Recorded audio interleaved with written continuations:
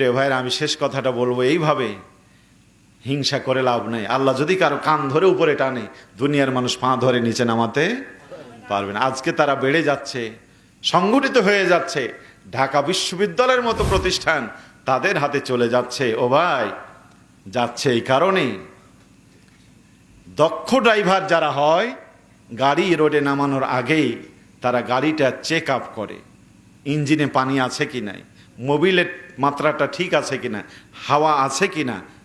এরপরে গাড়িটা নামায়া ব্রেকে পা দিয়ে দেখে ব্রেকের হাওয়া ঠিক আছে কিনা। ঠিক না বলেন? কোনো কিছুই নাই, গাড়ি নামাই দিল রাস্তায়, ও বিপদে পড়বে না? আপনার মাঝে মধ্যে হাইওয়ে দেখবেন, বাস দাঁড় করে, ট্রাক দাঁড় করে, হেল্পার যায়, টায়ারে বাড়ি দেয়, ও দেখে যে কোনো দুর্বলতা আছে কিনা।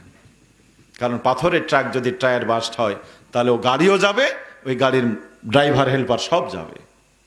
মাঝে মধ্যে চেক আপ করে। গাড়ি মাঝে মধ্যে সার্ভিসিং করা লাগে। ওই বাপ দিয়ে গেছে, চালিয়ে চলে যাবেন, কটমট কটমট কটমট করছে, চালিয়ে চলে যাচ্ছেন, ও আপনাকে একদিন ঘাড়ে করে আনতে হবে। ঠিক না বলেন? এই জন্য গাড়ি মাঝে মধ্যে সার্ভিস করতে হয়, বডি মাঝে মধ্যে চেক আপ করতে হয়।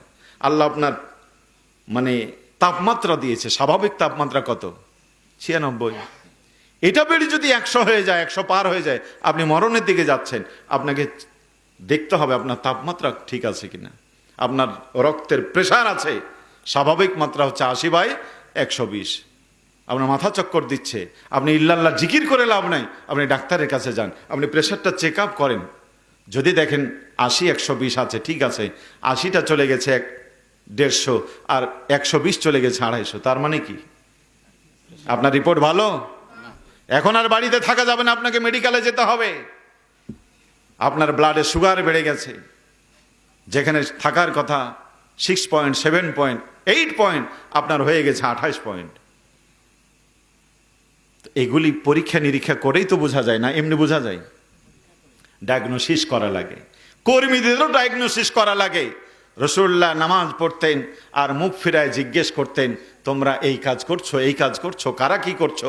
নবীজি তার সাহাবীদেরকে ডায়াগনোসিস করতেন, পরীক্ষা নিরীক্ষা করতেন, এরপরে রিপোর্ট যাচাই বাছাই করে যার যেটা দুর্বলতা তাদেরকে দিতেন। এই বাংলাদেশেও আপনারা এতদিন যাদের সমালোচনা করেছেন, তাদের ডায়াগনোসিস সেন্টারে তাদের কর্মীদেরকে ডায়াগনোসিস করা হয়। 1 মাস চলে গেল, কোরআন পড়েছ কয়দিন? 1 মাস চলে গেল, হাদিস পড়ার কথা ছিল 60টা, পড়েছ কয়টা? মাস চলে গেল, 300 পৃষ্ঠা ইসলামকে জানার জন্য বই পড়ার দরকার ছিল, পড়েছ কয়টা? কোরআন বলছো আর কাউমা রকি, রুকুকারীদের সাথে রুকু করো। 1 মাস চলে গেল, কয়দিন তুমি জামাতে নামাজ পড়েছ? আল্লাহ বলেছে নিজেও বাঁচো, অন্যকে বাঁচাও। তুমি তো নামাজ পড়ো, লোককে আর একটা নামাজি বানিয়েছো কিনা? 6 মাস চলে গেল, কয়জনকে তুমি নামাজি বানিয়েছো? পরিবারকে নিয়ে তুমি কি বসেছো হুজুর? তুমি তো সারা দেশে ওয়াজ করো, তোমার পরিবারের খবর কি? পরিবারকে নিয়ে তুমি কি বসেছো? বিগত 6 মাস তোমার পরিবারকে নিয়ে বসো নাই। তুমি নিজের জন্য সময়টা কোরবান করে দিয়েছো, রাত দিন 24টা ঘন্টা নিজের সংসারকে দিয়েছো।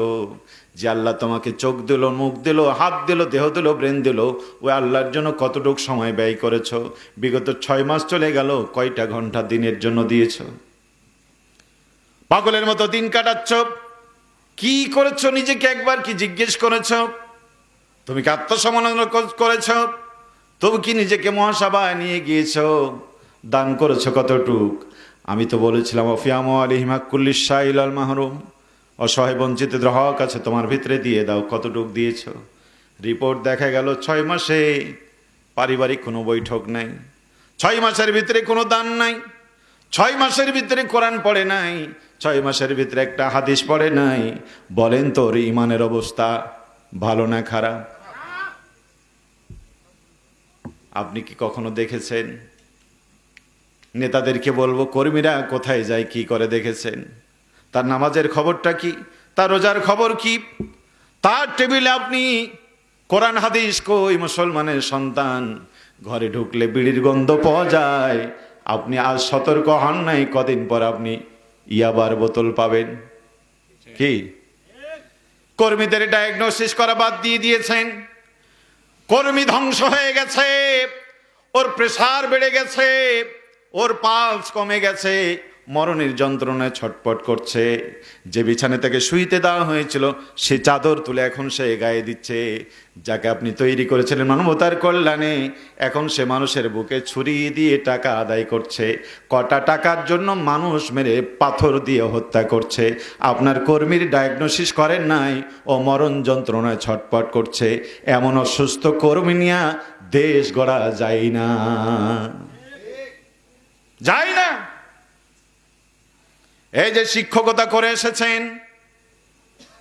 হাজিরা খাতায় ফোন দিয়েছে, আব্দুর রহমান দেখা করো, তোমার ছেলে দেখো 30 দিন 25 দিন ক্লাস হয়েছে, ছেলে এসেছে মাত্র 3 দিন।